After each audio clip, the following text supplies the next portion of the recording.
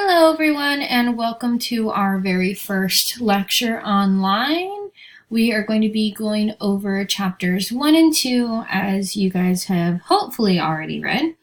But there is really just some fundamental information there in chapters 1 and 2 that I wanted to kind of briefly go over here in this lecture. Again, as you will come to find, the lectures don't cover all content in each of the chapters, so it's very important that you make sure to thoroughly read the chapters, reread if you need to, and just make sure that you're taking solid notes above anything else because you can use them for the quiz and you can use them for other items later on when you are crafting your speeches to reference to. Now, let's go ahead and get into the 5 canons of rhetoric. There are 5 canons of rhetoric, as I just mentioned: invention, arrangement, style, memory, and finally delivery. Each of these canons is extremely important to remember when you are crafting your speeches, though you might not think that you are actively using each of the canons, as you'll come to find when we cover specific portions of the book throughout the semester. You'll notice that you're actually using every single one of these canons without even really realizing it. And if you might feel like something's missing from your speech, I would refer back to these 5 canons because it's very likely that you're probably just forgetting one, and this can be a really helpful way to remember that. Now first, we have invention. This canon deals with creating ideas and gathering materials for speeches. And we will be getting into this here soon enough, but invention is actually something that many students tend to struggle with. And the reason why they tend to struggle with it is because it's not really very often that students are asked to come up with, I wouldn't necessarily say an original idea, but they aren't necessarily given an opportunity to do what they want specifically with an assignment. And when you're given an opportunity to speak about something that's important to you or something that you care about, it can be really difficult to kind of remind yourself of what that is. And there will be a number of ways that you guys can come up with topics and gather the materials for each of your speeches. And again, we'll be going through each and every single one of those as the semester progresses. But if you do find that you're having any difficulties, you are more than welcome to go ahead and reach out to me, and I am more than happy to help. The next one is arrangement. This canon deals with organizing the speech. And there are very different types of ways that you can organize your speech. You can use topical pattern. Most of you guys will probably be a little bit more familiar with chronological pattern. There's problem solution, Monroe's motivated sequence, and so many more. But organization can really be key in your presentations as you do deliver them, because if you really don't have a very apparent structure to what it is that you're trying to say, then your message essentially is going to get lost on your audience. And with that, then you aren't really getting your point across, you're not a memorable speaker, and everything just kind of falls down the drain from there, and we don't want that. So again, arrangement, when you think of arrangement, think of organization. Next, we have style. This canon deals with the wording of the speech. Now, depending on what specific topic you might select, your wording of each of your speeches might be different. So, for example, in the past, I've had a student do a speech on the Notorious B.I.G. And if you guys are not familiar with who that is, it's a rapper from the 90s. And the specific wording that she used for the speech was very casual. It was really centered around that sort of rap/music culture. So when she presented her speech, she didn't present it necessarily by saying, "Hello everyone, today I'm going to be talking to you about the famous rapper Biggie Smalls." She said, "Hello everyone," and then she proceeded to open up with a quote taken directly from one of his songs, and she said it verbatim. She said end quote, and then she began her speech, and her tone was very casual. And again, it just depends on what your topic is. Your style may or may not change for each of your speeches, but if it does, that's completely fine. Next, we have memory. This canon deals with remembering the speech. Now, for those of you guys that are feeling a little anxious about the course, I can tell you right now, fear not if you're scared that I'm going to require you to memorize your entire speech. That's definitely not the premise of the course itself.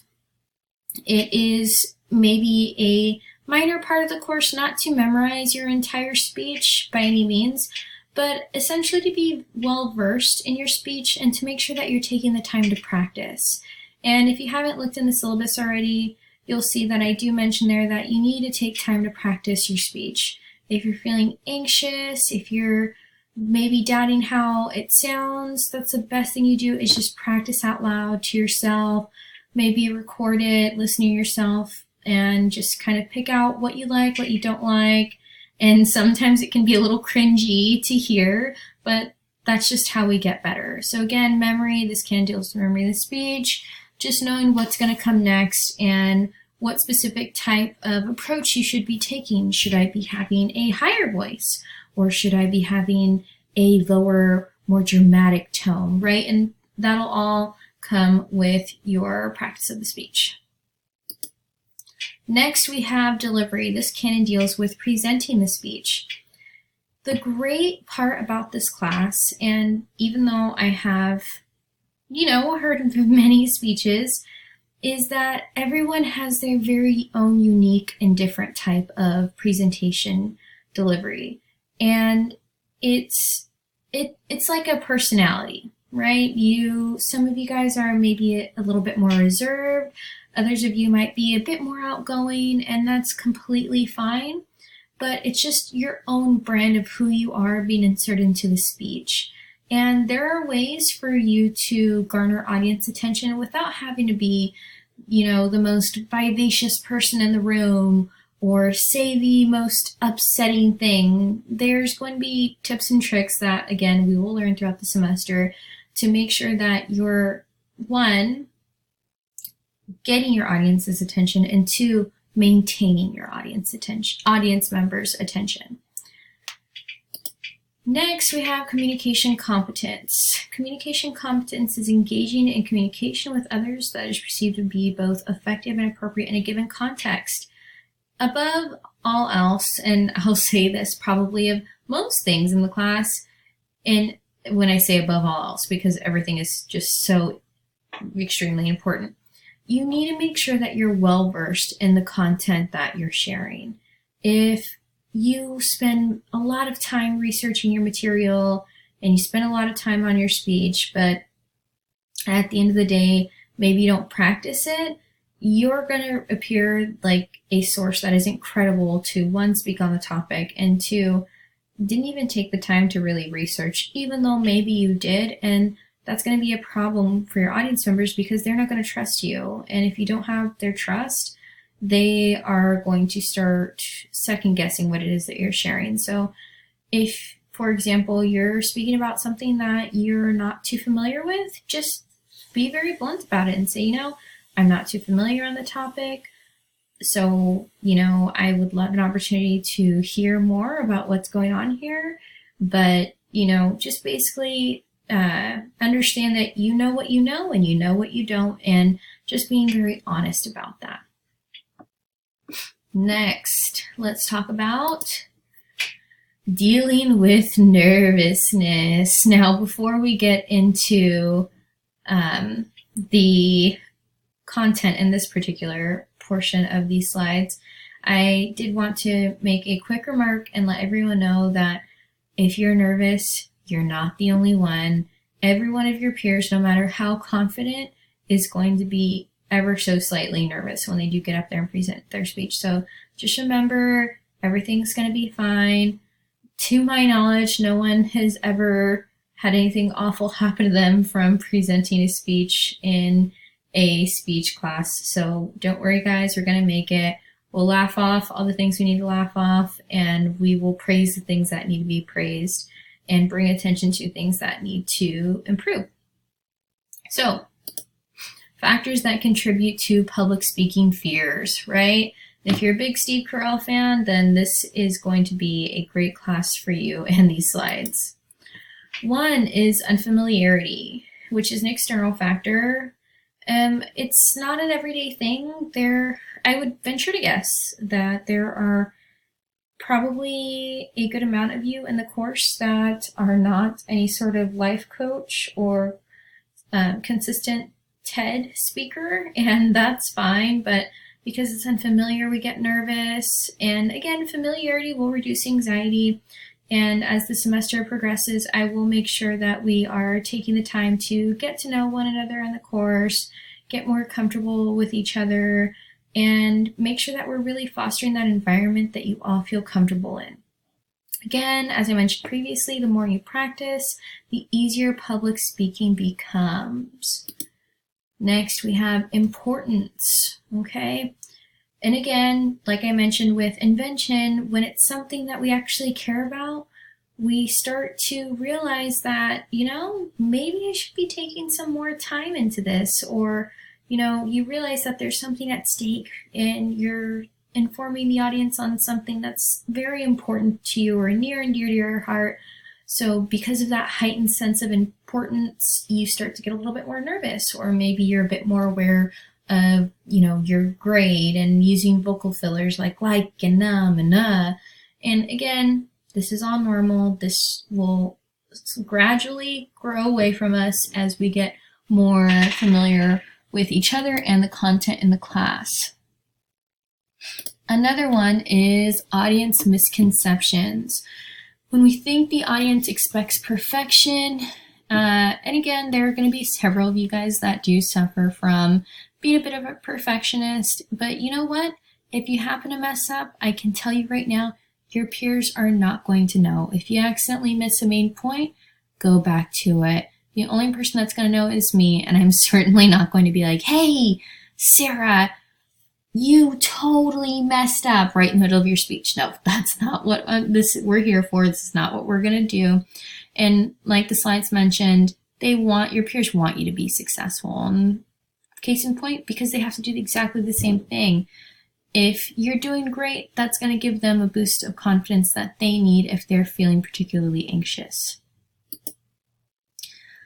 Next, dire consequences. Basically, students feeling like, oh gosh, it's presentation day, I don't know what I'm going to do. And again, some of you guys might turn red in the face. You'll start to feel a little hot. Maybe you'll feel like you're short of breath. The best thing that I can recommend, again, and I will say this over and over again as the semester progresses, is to practice, practice, practice. Even if you feel like your nerves are exactly the same place that they were at the end of the speech as they were when you started, if you practice, the speech will come out of your mouth without you even having to think about it, and it will sound smoother. So just remember that. Finally, we have other speakers that bother listeners, which include negative consequences, trembling or shaking, your mind going blank, embarrassing yourself, or being unable to continue talking or not making sense or sounding foolish. Negative consequences, the worst thing that can happen is really nothing. You get better. That's what we're here in the course to do, is to improve ourselves. Trembling or shaking, some of you guys might find that your hand is going to shake uncontrollably as you're delivering your speeches. And again, that happens to everybody. That's okay. We will get through it. Your mind going blank, that could happen from time to time as well, but that's why we use an outline in the course so that we can reference the content that we need to and circle back if we happen to lose our place. Next, embarrassing yourself. I think the only person that's truly going to embarrass themselves is probably going to be me. So if you happen to do something embarrassing, don't worry. I'll come in and save you and do something even more embarrassing to get the attention off you. So never fear that. Unable to continue talking and not making sense. That hasn't ever happened in my years of teaching the course either. But again, if it does happen, that's okay. We just take a moment, collect ourselves, and go from there. All right, guys, that is the end of our first lecture for the semester, chapters 1 and 2. If you have any questions for me, please feel free to reach out or post on our Canvas Q&A discussion board. Have a good day, guys. Bye.